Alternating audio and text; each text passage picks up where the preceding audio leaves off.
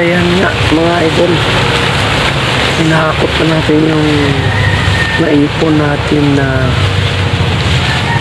daon ng nyug, ano. Iyan ay parto ng ating video. So gagawin natin mga idol yan na ano, walis.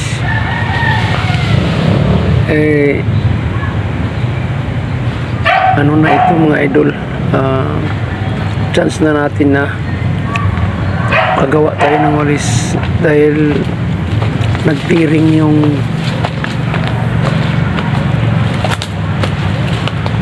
sa kabilang pader is in puyan, nagtiring sila, kaya dito nila hinahagis yung mga tiniring, kaya naman ay mapapakinabangan natin mga idol. So yun mga hinahakot na natin papunta dito sa kubo ko mga idol para gawin nating walis.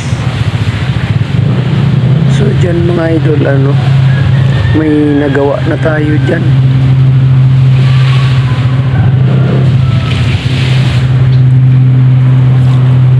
Ayan, tuloy-tuloy na tayo mga idol sa paghakot, kasi sayang din naman yung opportunity na ano, mabulok lang yung nyug dyan,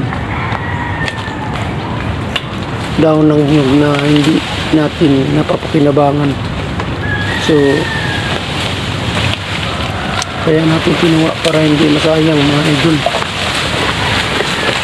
Ayan, medyo mga mula doon sa pader mga 20 meters mga idol ang layo.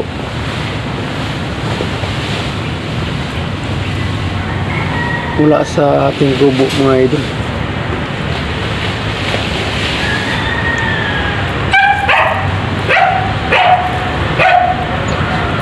Ayan.